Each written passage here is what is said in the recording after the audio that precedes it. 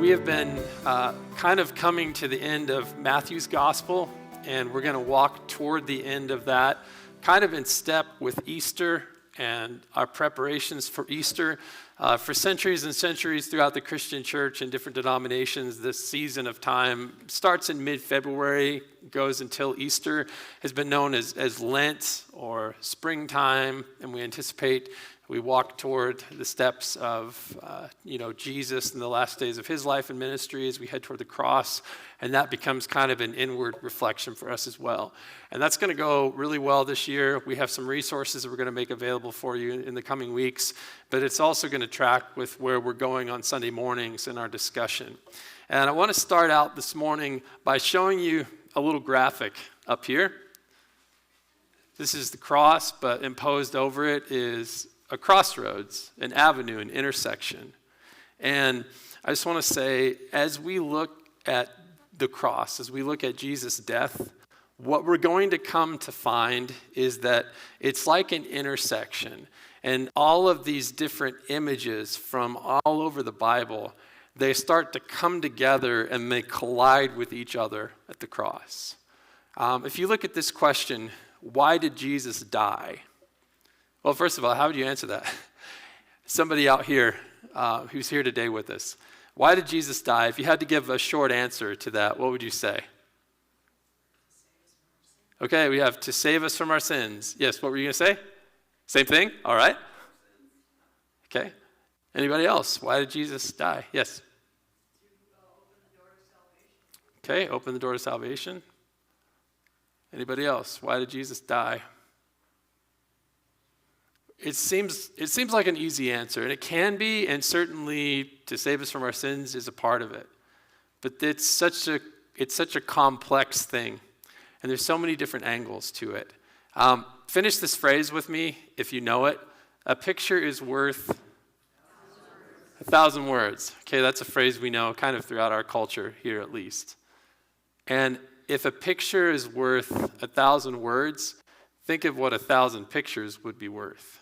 And when it comes to Jesus and his death on the cross, instead of God giving us this paragraph that says, here's everything you need to know about what the cross means and Jesus' death means, he tends to approach it, and the gospel writers like Matthew tend to approach it by giving us these different pictures and images. Because from one image or one picture or one symbol or one holiday, we learn a whole lot of things because it's worth more than just one word.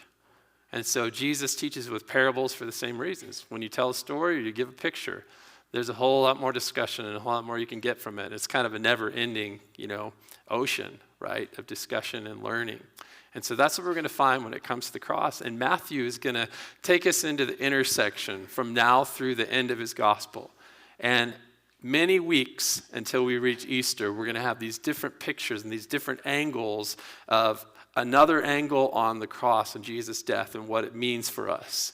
And we get a huge picture of that today and what we're walking into. So I've got a couple questions. We'll do a little bit of discussion, but today's going to be a little bit more informational, a little bit more historical as well, because I want to kind of bring you into this world of what's happening, specifically around a very significant season in the Jewish life and celebration still today, and certainly at the time of Jesus, and that is the holiday of Passover and the festival of unleavened bread. It's a very significant season, and it has a lot of significance when it comes to teaching us things about Jesus and things about the cross and Jesus' death as well. So hopefully it'll be engaging, and interesting this morning as we walk into that, but that's where we're headed today. We're just looking at a few verses, Matthew 26, 17, 18, and 19, but it's going to introduce the Passover and the Feast of Unleavened Bread, and so we're going to look in more detail at that, and maybe those pictures will tell us a few things about Jesus and his life and his death, and maybe even his resurrection, and what that means for us. So you might not walk away this morning going, okay, here's 2 simple things that I can do this week, like to serve God. But hopefully you'll come away with some different pictures and some different angles of what it really meant for Jesus to give his life for you. And as we go through week after week, hopefully the puzzle pieces will start to come together. And you'll see, you'll have a broader answer than to save us from our sins. That's part of it, but that's not the end of it. There's so many things that Jesus did through these final days and hours and his death and resurrection for us. So hopefully it'll be interesting and exciting to look into today. I want to start with this verse. Again, Matthew 26, 17, 18, and 19. A lot of these verses are on the screen behind me as well. But this is how the story continues. On the first day of unleavened bread, the disciples came to Jesus and asked, "Where do you want us to go to make preparations for you to eat the Passover?" And he said, "Go into the city to a certain man, city of Jerusalem, and tell him, the teacher says, my appointed time is near." And we kind of know, because we've heard the end of the story, what that means. If you were one of Jesus' disciples, one of his students or apprentices, you might not have a full grasp of exactly what he's talking about at this point in time. But he says, my appointed time is near. I'm celebrating the Passover at your place, at this man's house, with my disciples. So the disciples did as Jesus had directed them and prepared the Passover. So we're just going to look into some details. Why is that so significant? Why does Matthew want us to know Jesus spent his final hours before his death celebrating the Passover? Why is that so key? First of all, what are they? And the short answer is they are two of the first three holidays in the Jewish year. A Jewish New Year starts what we would consider a lot of times mid-March to the end of March. Their calendar's set up slightly differently, and so it's the first couple holidays of the year. It's been that way for centuries and centuries. And they all have been celebrated. They go way back to a time when God rescued Israel from slavery over 1,000 years before the time of Jesus. Egypt had Israel enslaved, and God did some magnificent things, used Moses and other figures and some miraculous happenings to convince Pharaoh at the time to release Israel and let them go free from that slavery. And at this point in time in the Jewish first century world, it's considered an 8-day celebration. They kind of use these terms interchangeably to some degree. They consider the Feast of Unleavened Bread, even though technically it was the day after Passover for the next 7 days, they consider it at this point in time to kind of be the same thing. Kind of like how we take Christmas and we twist it into all kinds of things. Because it used to be the 12 days of Christmas, and it would start on the 25th and go for 12 days. And now Christmas starts on Black Friday, or maybe like mid-October for some of you. And so we kind of, we stretch the dates and we play with them a little bit. And at this point in time in history, they played with the dates, and these holidays are kind of switched around a little bit and kind of meshed into one. We'll get into that just a little bit in our conversation this morning. But that's what they are. These are appointed feast times or celebration times from God. And we're going to see that they also are going to give us a picture not only of these past events in Israel, but of some significant things about Jesus' life and his death as well. So we just want to walk through that this morning for a little while. And we're going to separate these two holidays out just to take a look at the details of them. First, we'll look at the Passover feast. And I'm going to take you back to Exodus and read some passages from Exodus 12 and from Leviticus 23 just to, again, recreate the scenario, because some of us, we're familiar with this, and for other ones of us, we're like, what's the Passover? I've heard of Moses, and I watched some movies, but I don't know what happened back then. So we're going to step into that world and just get ourselves immersed in the story. In Exodus 12, God told Moses, he said, "Tell the whole community of Israel that on the 10th day of the first month of the year," this season, this New Year season, "they must each select an animal from their flocks, according to their father's families, one animal per family. You must choose an unblemished animal, a year-old male from the sheep or the goats, and you need to keep it until the 14th day of the month." And what's not explained here is why you need to choose it on the 10th day and keep it until the 14th day of the month. They would choose this lamb. They didn't think it had any imperfections, and they would examine it for the next 4 days, scrutinize it. Is this really a good lamb for me to use? Does it have any defects with it? I'm going to watch it. I'm going to scrutinize it, examine it for 4 days. I want to ask you a few phrases as we go along, and they're all going to start with the words, "Is it coincidence?" And you can really determine that, because maybe I'm reading too much into this. Maybe I'm not. A lamb without imperfection was selected, and it was examined for 4 days to make sure it truly didn't have flaws. Is it a coincidence that Jesus entered Jerusalem, we've already talked about this a couple months ago, to a crowd waving palm branches, shouting, "Hosanna," and he happened to be publicly observed in the temple courts, publicly examined and cross-examined and scrutinized by everybody, for a 4-day period of time, quite possibly even from the 10th to the 14th day of that month. And yet people couldn't find a way to accuse him or to twist or combat his arguments. Is that a coincidence? Maybe. I don't know. As this story of Exodus and the Passover continues, it says, you must remove fermented dough from your houses. How many of you bake? Any bakers out there? How many of you like bread? You like a nice fluffy roll or a piece of bread? Sounds good right now, doesn't it? Nice donut, some yeast and fermentation, so it rises, it's nice and fluffy. That's right, it'll be rough for the next few minutes this morning. So as a part of this celebration, they had to remove any kind of fermented dough from their homes, any kind of risen dough.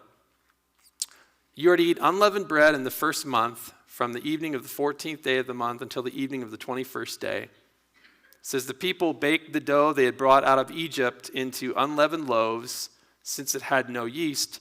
For when they were driven out of Egypt, they couldn't delay and they hadn't prepared provisions for themselves. And so again, when this happened, when God decided to convince Pharaoh that it was time to release Israel from their slavery to him, at that time, their exit was very rushed. And so part of what they were eating the night that they were getting ready to leave was this flatbread. It didn't have time to rise. It didn't have time to ferment. And so as they celebrate and they remember what God did, they recreate that part of the story. And so they eliminate any kind of fermented dough from their homes. And they only eat the unleavened bread that the Israelites ate when they had to exit Egypt in a hurry. They only do that. They do that for the next 7 days of this yearly celebration that remembers that time in the past. It's interesting because this dough of slavery, what it says is that the people baked the dough they had brought out of Egypt into unleavened loaves. And as I read some of the first century Jewish writings and comments, first and second century on this, it seems like at this point in time, at the time of Jesus, they were convinced that the reason why this bread was unleavened is because in slavery, either they didn't have time to let dough rise or the dough that they received didn't have any fermentation that was in it. And so this is the bread of slavery that they had. They didn't have time to prepare anything or, let dough rise or anything like that. Probably like most days as a slave, you don't have a lot of time to devote to yourself because you're busy doing whatever your masters and owners are telling you that you're going to do. But what's interesting is that dough of slavery, it becomes the bread of freedom. So this unleavened bread, instead of reminding them of their time of slavery, now it's a symbol of freedom because we have to get out in a hurry, but we got out and we're free now. This is freedom. And you look at different things that Jesus says and different things that prophets like Isaiah say about the Messiah, about the coming king that Israel and the world was supposed to look forward to. And Jesus says this when he's at a synagogue in his hometown of Nazareth. He says from the scroll of Isaiah, he says, "The Spirit of the Lord is on me because he's anointed me to proclaim good news to the poor. He has sent me to proclaim freedom to the captives, to set free the oppressed, to proclaim the year of the Lord's favor." And so perhaps this freedom that is spoken of is also something, is a coincidence that Jesus as well has come to bring freedom? Maybe, perhaps not. He provided freedom and to people who were enslaved and oppressed. Also, with the fermented bread and unfermented bread, Jesus used leavened bread or fermented dough as a metaphor for injustice and hypocrisy and sin. So is it, and remember, this dough was removed from the homes for 7 days throughout this whole celebration. So is it coincidence that Jesus removed the leaven, what he called leaven, the injustice and the hypocrisy from a house, his father's house, the temple, when he drove people who were extorting people and charging ridiculously high prices for sacrifices and to exchange money into the temple currency, and he restored an atmosphere of prayer? Is that just a coincidence? Or is this a bigger picture, bigger symbol? It says in Exodus 12:6, the whole assembly of the community of Israel will slaughter the animals they have observed at sunset. And so this happened the night that Israel was released from slavery in Egypt, and it happened every night annually when they celebrated this and remembered what happened in God's deliverance in the past. But the whole assembly, everyone, they had been watching these unblemished animals for 4 days. And finally at sunset on Passover, they were to slaughter these animals and then roast them as part of the meal. And what happened in the time of Jesus, again, they had kind of adjusted things a little bit. The religious leaders adjusted things slightly at this point in time. And I'll get into some history in just a moment to give you a little flavor of that.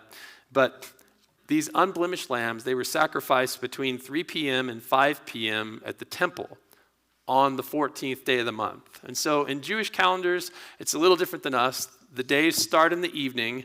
They progress through the night, through the next morning, through the next afternoon, and then the next day begins in the evening at sunset. And so at Jesus' point in time, they were sacrificing the Passover animals in the afternoon on the 14th, leading up to the 15th, between 3 p.m. and 5 p.m. at the temple. But we also know from first century historical sources, including some Jewish writers, that also many individual households were sacrificing or killing lambs and preparing them for the Passover dinner at their individual homes earlier than what was being done at the temple, perhaps even the evening before, for the meal before what was happening at the temple. And all the while that these things were happening, especially in the temple courtyards, the people who were outside were reciting some psalms, Psalm 113 through Psalm 118. And all this is coming together. I want to read from a couple of historians really quickly, and then I want to give you a little bit of a few verses from those Psalms to give you an idea of what's being spoken about and what's being shared as these animals are being sacrificed for the Passover dinner. The first is from Philo. He's a Jewish leader, philosopher, and scholar who worked in Alexandria, Egypt, and he wrote between 20 and 40 CE, or we would say maybe AD 20 and 40, in that period of time. So right around this time of Jesus' death is when he's writing. He said, after the new moon comes, the feast called Passover, in this festival, many myriads of sacrifices are offered by the whole people, old and young alike, raised for that particular day to the dignity of the priesthood. For at other times, the priests, according to the ordinances in the law, carry out both public sacrifices and those offered by private individuals. But on this occasion, on Passover, the whole nation performs the sacred rites and acts as priests. They sacrificed for themselves out of their exceeding joy without waiting for the priests. And we know as well from Josephus, another Jewish historian in the first century, part of the reason why was because of the number of people coming in for sacrifices on Passover. Josephus records, and this is maybe 35 years after Jesus' death or 40 years after that there were 256,000 Passover lambs that were being offered. And in a 2-hour window in the temple, it's not logistically possible to offer 250,000 lambs for sacrifice, to take care of, perhaps between 1 and, maybe 2.5 million people that have come into the city to celebrate Passover. So because of logistics, the way that they would like to do things in the temple had to revert back to the way that things were done that first Passover night, where each family brought a lamb, killed it, prepared it for the meal, and roasted it. And so there was some official sacrifices, several, probably 1,000, maybe tens of thousands of them that happened at the temple. But then there were also a lot of individual homes that observed Passover for themselves as well. And as these animals were sacrificed, people were reading they were reading all of these verses and more. Here's a little selection from Psalm 113 to Psalm 118. And I want you to just listen and see if there's anything in here that sounds like it might be related to Jesus and how Passover could possibly be a picture of him. Here's some of these verses. Who is like the Lord our God, the one enthroned on high, who stoops down to look on the heavens and the earth? He raises the poor from the dust and lifts the needy from the trash heap in order to seat them with the nobles. Does that sound like Jesus in any way?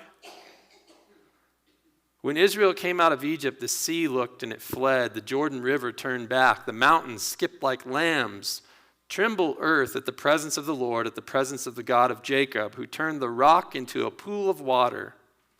Again, that's looking back on their deliverance from Egypt and some of the significant events that happened there. Listen to these verses. I will take the cup of salvation and call on the name of the Lord. Does that have any maybe correlation to what you would think of when you think of Jesus? Open the gates of righteousness for me. I will enter through them and give thanks to the Lord. I will give thanks to you because you have answered me, and you, O Lord, have become my salvation. The stone that the builders rejected has become the cornerstone. This came from the Lord, and it's wondrous in our sight.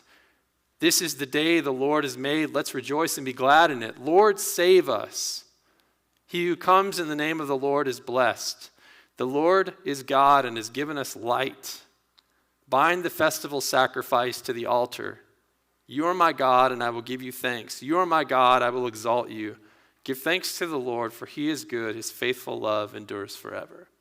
And they would read these verses aloud as the Passover lambs were sacrificed in the temple courts by the priests, by the people that came to the temple between 3 p.m. and 5 p.m. Is it a coincidence that Jesus died also at 3 p.m. in the afternoon, at the very hour when these Passover lambs began to be sacrificed? Possibly on the day that these Passover lambs began to be sacrificed. At the temple, while the people were reciting psalms like, the Lord is our salvation, or he has become the cornerstone, or Lord, save us. Is that a coincidence? Perhaps. Exodus 12:7 continues and tells us a little bit more behind the reason for these sacrifices. It says, they must take some of the blood of the Passover lamb that they're going to roast that night for the dinner as they hurry out of Egypt. They must take some of the blood of the Passover lamb and put it on the 2 doorposts and the top of the door of the houses where they eat them. And then God says, I will pass through the land of Egypt on that night, and I will strike every firstborn male in the land of Egypt, both people and animals. I will execute judgments against all the gods of Egypt. The blood on the houses where you are staying will be a distinguishing mark. It'll set you apart. When I see the blood, I will pass over you, which is where the name Passover comes from. No plague will be among you to destroy you when I strike the land of Egypt. There's all kinds of questions we could ask. Like, one, why would God initiate such a drastic judgment against Egypt? And those are deep questions. One of the interesting things, though, that you see about God when you look at how he deals with situations is that most of the time, God allows or even sometimes speeds up the consequences that people bring on themselves. What's really interesting about this final drastic judgment is that perhaps 80 years earlier, another Pharaoh decided to create an edict that all of the male children in Israel should be killed. And so when we think about God's justice and judgment, we have to realize that in a sense we reap what we sow. And a lot of times God is just allowing the same consequences to come upon people that they have already chosen for themselves. Again, these are deep conversations, and it involves, and I think they're good for us to entertain those things. But this is what God chose, and maybe perhaps a little of the reason why he chose to bring that judgment against the gods of Egypt, and it would be the final thing that would finally convince Pharaoh to let the people of Israel go.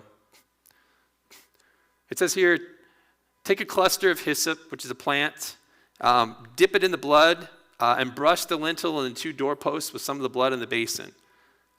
Stay in the house until morning, because death is coming through Egypt. So stay in your home. When the Lord passes through to strike Egypt and sees the blood on the doorposts, he will pass over the door and not let the destroyer into your house to strike you. So here's some more things. Death passed by, or it passed over each home that one, they had to believe the Lord, that if they put the blood on, this would actually happen and that death was actually going to be sent. So there's some faith that's involved here. So death passed by each home that believed the Lord and applied the lamb's blood to the door. And the lamb's blood was the thing that distinguished the house from life and death.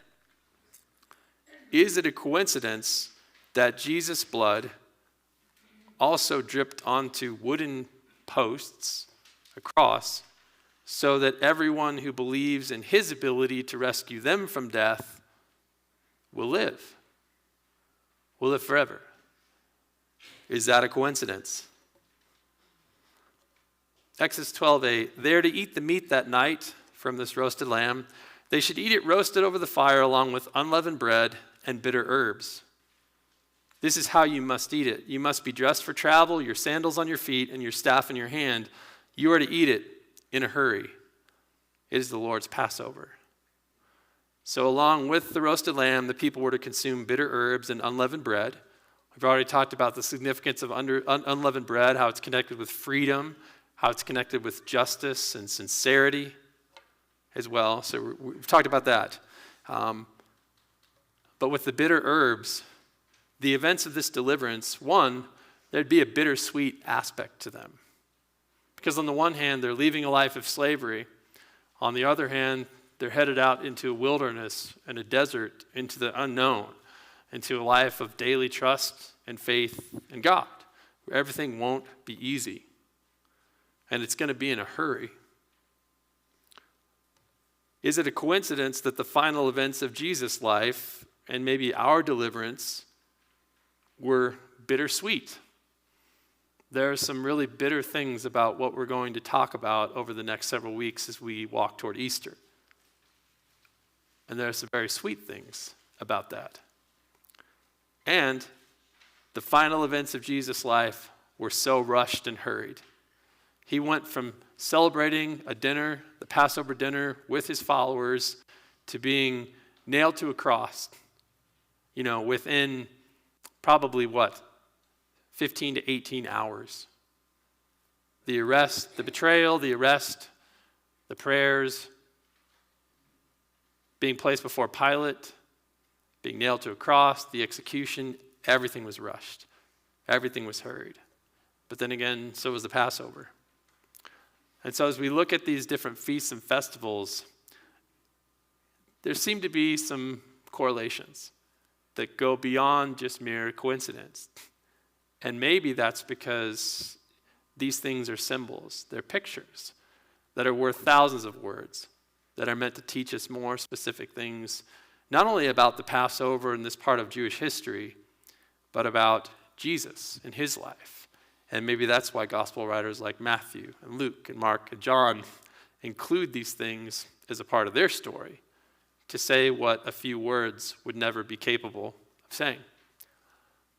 As I wrap things up this morning, I want to just talk about the festival of unleavened bread for just a moment as well. And there's some verses in Leviticus 23 that speak about that. Again, chronologically, at least at the time of the deliverance from Egypt, the Passover began on the 14th, and this 7-day festival of unleavened bread began on the 15th and went through the 21st day of the month. So Passover came first, unleavened bread came second. But as we're going to notice, and as I put in the notes here as well, in the first century, people spoke of Passover and unleavened bread kind of interchangeably. The holidays got smushed a little bit. And so you could say unleavened bread started on the 14th day of the month. Or you could say Passover kind of lasted the entire week. Because, again, the holidays, they got mixed over time. But this is what Leviticus 23 says about the festival of unleavened bread. It says, the festival of unleavened bread to the Lord is on the 15th day of the same month, the first month of the year, beginning at sunset. For 7 days you must eat unleavened bread. On the first day, you are to hold a sacred assembly, i.e. a religious, public religious meeting, a gathering. We would say today, go to church. You are not to do any daily work. You are to present a food offering, a burnt offering to the Lord for 7 days.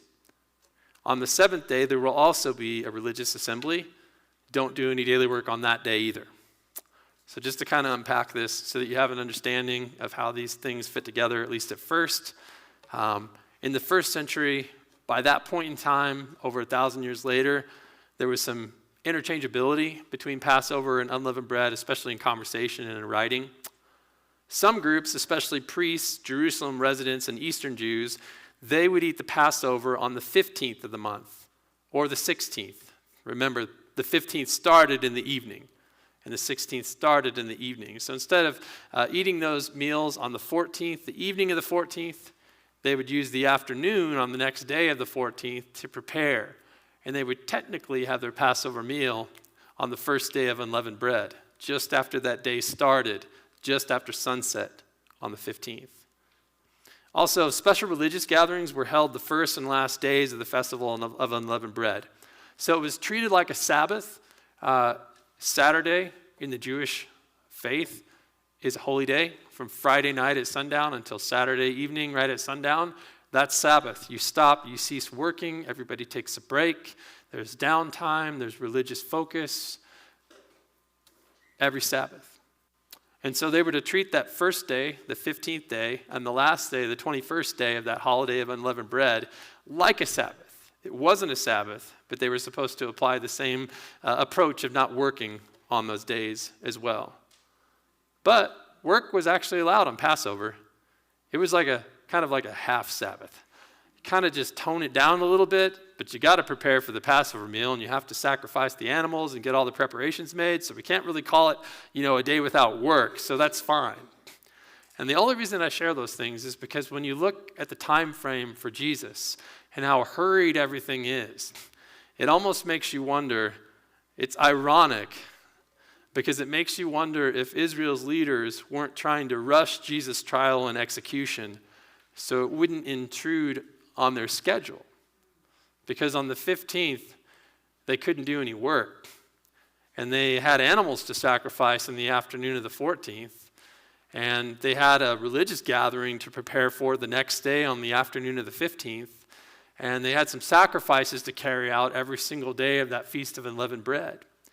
And they made comments previously, they didn't want to provoke the people to riot by bringing Jesus into the festival. So maybe they just had to hurry up and get Jesus out of the way to not intrude on their religious celebration. Isn't that ironic? And every day, for 7 days, people would sacrifice bulls, lambs, pigeons, or doves, depending on their income level, to cover their sins. But this process, I won't read all the scripture in Leviticus 1. It was outlined in Leviticus 1. As a part of this 7-day festival of unleavened bread, when people brought sacrifices to the temple, they would take their hand and they would place it on the innocent animal. And they would transfer symbolically their sins, their injustices, their wrongdoings onto that innocent animal. And the understanding was that the innocence of that animal transferred onto them. Isn't it interesting that people daily, for the next 15 days, they would trade their sins and their shortcomings for the innocence of something else so they could stay in a right relationship with God. And this is what they were doing day after day after day in the days preceding Jesus' death. Isn't it interesting how similar that is to what our faith in Jesus provides for us? But no one image is capable of capturing all of it. So you need the different images and the different angles, right? The Passover is one picture of the cross. The festival of unleavened bread, it's another, Jesus' death and what that means for us. But there's many more, and we're in the intersection. And week after week, Matthew's going to send more things in to collide with us and give us a better picture of what Jesus came to do for us. So those are the thoughts I'm going to leave you with today. Again, not a crazy amount of things you can just go out and start putting into practice in your life tomorrow, but hopefully a deeper understanding, especially as we work along, of exactly what Jesus came to accomplish for you. And I haven't even seen all the angles. So as you look more into the Passover festival and unleavened bread for yourselves, you're going to learn more and more about the significance of Jesus and his love for you and why he came and why he gave his life for you and why he came back to life for you as well.